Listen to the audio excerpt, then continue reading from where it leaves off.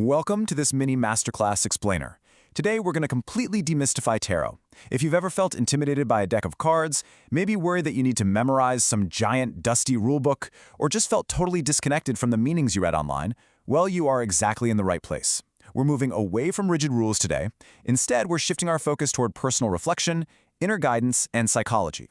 By the end of this masterclass, you'll see how to use these cards not as a mystical crutch, but as a seriously powerful tool to access the wisdom you already possess.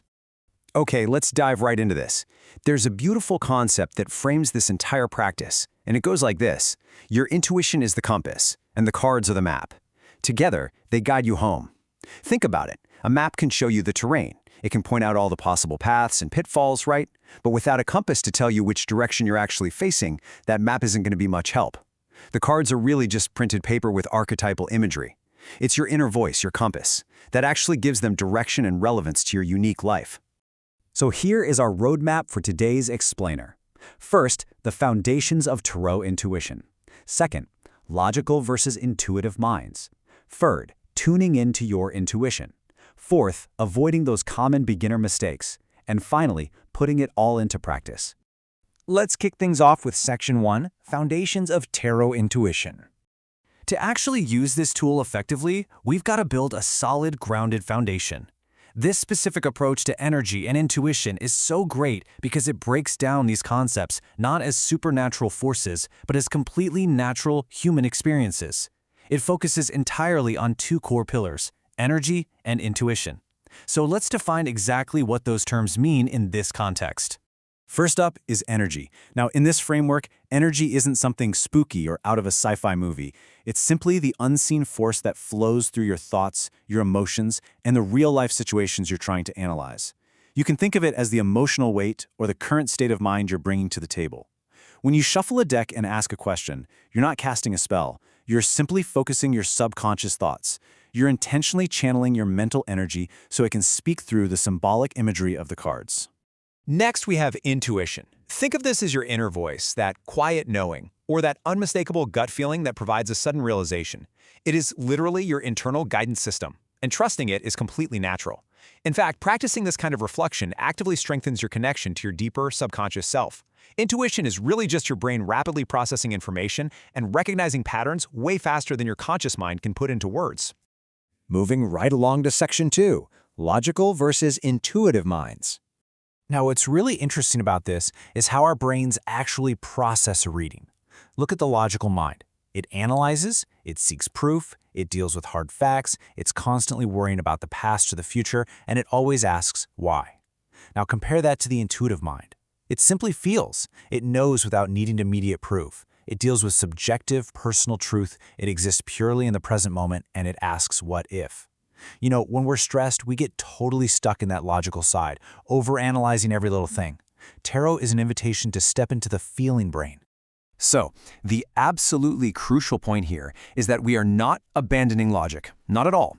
You need your logical mind to structure your life and, yes, to read the basic historical meanings of the cards. But the most accurate, truly transformative readings happen when these two minds work in perfect harmony. Logic gives you the foundational understanding of a card's traditional meaning, but your intuition, that provides the personal insight that makes it matter to your specific situation. Which brings us to Section 3, tuning in to your intuition. Before we train this muscle, we have to remember why intuition matters so much. Here's a profound rule of thumb for you. Tarot cards are mirrors, not rule books. The true meaning of a reading is never just printed in the companion booklet. The meaning comes from how the archetypal image on the card actually speaks to your current lived experience. It captures the energy of your exact present moment, reflecting your own subconscious state right back at you. As I mentioned, intuition is a muscle. And hey, if you haven't used it in a while, it might feel a little weak. But the good news is you can strengthen it with really practical daily mental exercises. Try daily meditation and deep breathing to clear out that mental clutter. Spending time in nature works wonders to ground you away from screens and notifications. Keeping a dream journal is fantastic because it trains you to pay attention to your subconscious imagery. And finally, just pulling one card a day to simply reflect on it builds incredible self-trust over time. Okay, so when you're actually sitting down to read, here is the real-time, step-by-step process for listening to that inner voice. Step 1. Slow down and quiet your mind. Just take a breath. Step 2, look at the card without overthinking. Don't immediately scramble for the guidebook. Step 3 is absolutely vital. Notice the very first feelings, images, words, or physical sensations that pop up.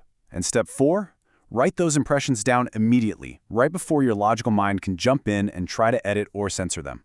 And this brilliantly illustrates a key point. Intuition isn't just in your head, it happens in your body. When your intuition speaks, you might experience sudden, completely unprompted thoughts. You might literally get physical goosebumps or chills.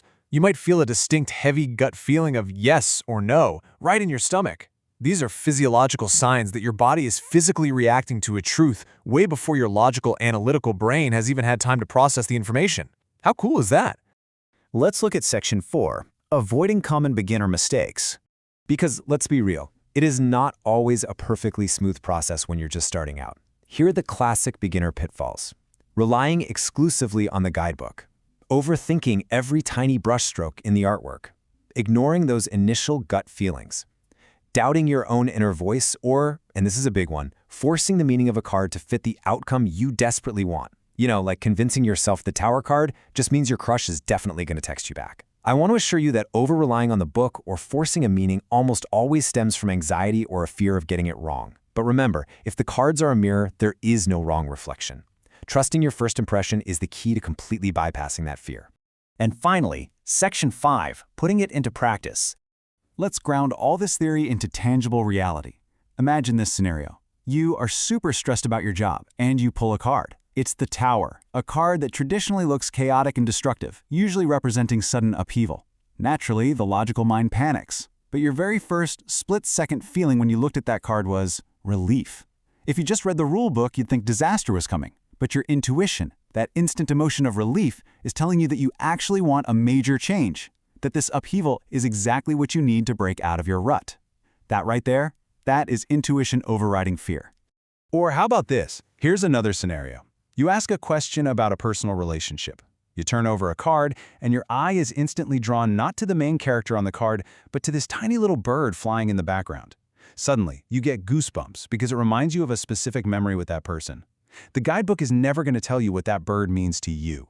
That physical reaction, those chills, that's a clear physiological sign of your inner knowing locking on to a personal truth.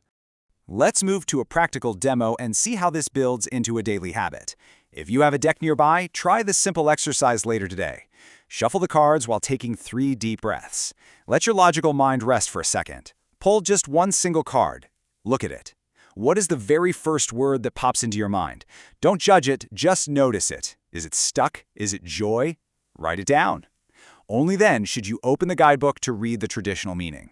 When you blend your personal insight word with the book's understanding, well, that is the perfect harmony of logic and intuition. To wrap up this explainer, let's quickly recap our core takeaways. Energy is the unseen force, the focus of your thoughts in your current state. Intuition is your inner guidance system, your personal compass. The absolute best, most accurate readings come from balancing logic with that intuition.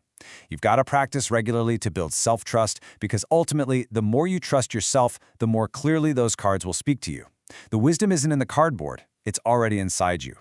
As we finish up, I want to leave you with a couple of really profound reflection questions. Ask yourself, when was the last time you trusted your intuition completely? How did it guide you? And most importantly, what does your intuition want you to know today? I really encourage you to pick up your deck, take a deep breath, and just listen. Thank you so much for joining me for this explainer, and I'll catch you next time.